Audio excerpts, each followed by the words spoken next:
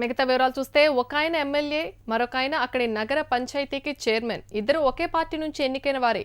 ఇద్దరు అక్కడి స్థానికులే. కానీ ఒకరంటే ఒకరికి పడదు. ఒక ఆయన ఆ పని వద్దంటే ఆయన వద్దన్నాడు కాబట్టి చేస్తానంటాడు మరొక ఆయన.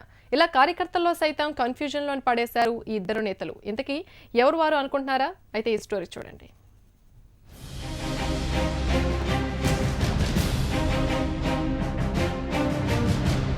ఈయన పెద్దపల్లి ఎమ్మెల్యే దాసరి మనోహర్ రెడ్డి. ఆయన పక్కన ఉన్నది పెద్దపల్లి నగర పంచాయతీ చైర్మన్ రాజయ్య. వీరిద్దరూ టీఆర్ఎస్ పార్టీలోనే ఉన్నా ప్రత్యర్థులు, ప్రతిపక్షాల కంటే ఎక్కువగా కోల్డ్ వార్ జరుగుతుంది వీరిద్దరి మధ్య. అయితే 6 నెలలుగా కొనసాగుతున్న కోల్డ్ వార్ కాస్త ఇటీవల ఎంపీ బాల్క సుమన్ ముఖ్య అతిథిగా హాజరైన ఓ వేదిక మీద బయటపడింది. ఎంపీ స్టేజ్ పై ఉండగానే ఆయన ముందే ఇద్దరు ప్రతిపక్షాలను మరపించేలా విమర్శలు చేసుకోవడంతో లోకల్గా చర్చనీయాంశమైంది. పెద్దపల్లి నగర పంచాయతీలో ఇష్టానుసారం నిర్ణయాలు తీసుకోవడం వల్లే ఇంటి పన్నులు లాంటివి పెరిగిపోతున్నాయంటూ ఎమ్మెల్యే అనడంతో చాటున జరుగుతున్న కోల్డ్ వార్ కాస్త రోడ్డున పడింది.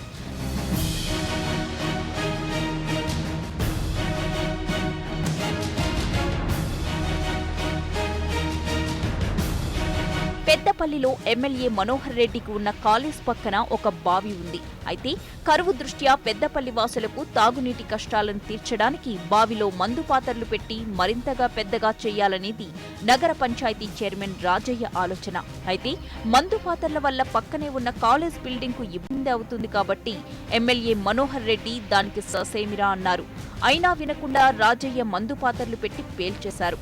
బావిలో పేలడం వల్ల బిల్డింగ్ కు ఎలాంటి నష్టం కలగకపోయినా ఇద్దరి మధ్య అప్పటిదాకా ఉన్న విభేదాలు మాత్రం తారాస్థాయికి చేరడంతో లోకల్ గా పార్టీకి మాత్రం నష్టంగా మారాయి.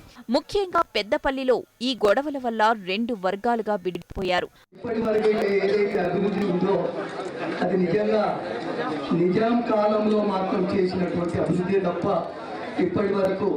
ఏ ప్రభుత్వం వచ్చినా పట్టించుకొని పెద్దపల్లిని అభివృద్ధి చేసిన పాపాన పోలేదు.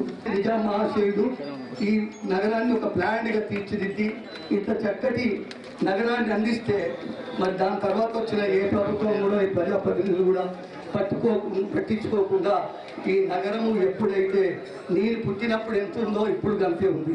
పెద్దపల్లి పట్టణ అభివృద్ధి కొరకు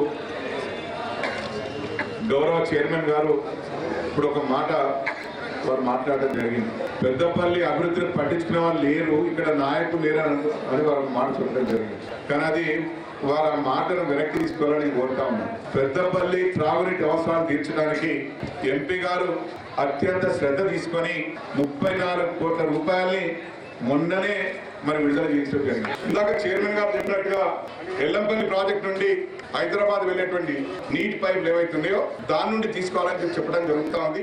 అయితే పెద్దపల్లిలో ఆధిపత్యం కోసం 2 వర్గాల్లోని వారు అక్కడి విషయాలు ఇక్కడ, ఇక్కడి విషయాలు అక్కడ చెబుతుండటంతో గొడవలు ఇంకా ముదురుతూనే వస్తున్నాయి. చివరకు ప్రతిపక్షాలు సైతం తిట్టుకోలేని విధంగా ఒకే పార్టీలో ఉన్న ప్రజాప్రతినిధులు తిట్టుకుంటున్నారు.